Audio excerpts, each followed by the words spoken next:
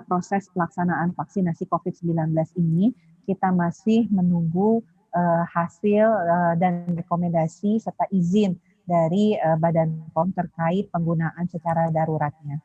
Jadi diperkirakan pada pertengahan Januari, paling lama ya, mungkin kita sudah bisa mendapatkan izin tersebut.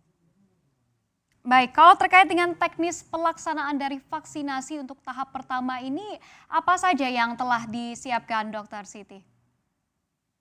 Ya, jadi secara paralel tentunya kita menyiapkan pelaksanaan daripada vaksinasi ini. Yang pertama adalah memastikan rantai distribusi dan rantai tentunya cold chain-nya, rantai dingin untuk penyimpanan dan tentunya untuk nanti pada saat pelaksanaan dari vaksinasi ini tetap terjamin sehingga vaksin yang dikirimkan dari gudang Bio Farma yang akan dan ke Baik, puskesmas di seluruh provinsi akan bisa diterima.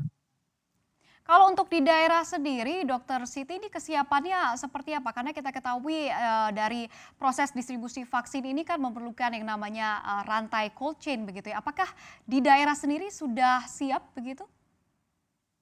Ya, kita sudah melakukan verifikasi dan tentunya kajian di awal. Rantai dingin ini baik ini cold room di provinsi dan di kabupaten kota, juga rantai dingin dan kulkas pemeriksaan, kulkas untuk penyimpanan daripada vaksin ini sudah tersedia dan tidak akan mengganggu tentunya untuk imunisasi yang rutin. Jadi ini sudah dipastikan kesiapan dari fasilitas pelayanan kesehatan untuk penyimpanan vaksin COVID-19 ini sudah memadai.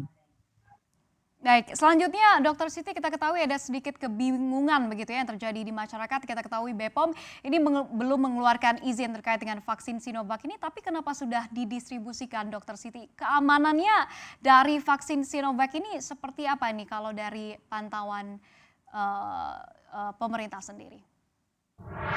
Ya, jadi kita melihat kita cukup optimis ya dengan hasil awal yang sudah diinformasikan secara awal baik dari hasil uji klinis tahap 3 di Turki maupun di Brazil serta juga hasil yang didapatkan dari teman-teman di Universitas Padjadjaran.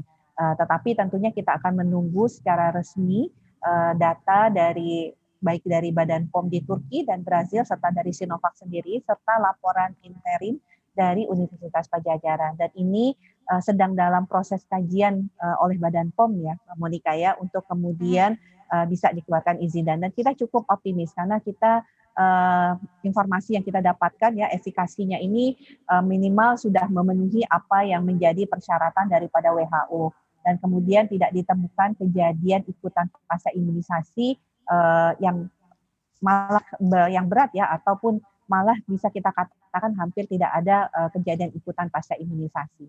Jadi kita yakin untuk kita bisa mulai melakukan distribusi vaksin ini ke 34 provinsi, mengingat beberapa daerah tentunya secara geografis ini membutuhkan waktu yang lebih lama dibandingkan daerah lain, terutama untuk bisa vaksin ini sampai ke rumah sakit dan ke puskesmas yang ada di 12.000 kecamatan yang tersebar di seluruh Indonesia ini. Dipastikan akan dilakukan vaksinasi massal di Januari 2021 ini, apakah benar demikian Dr. Siti?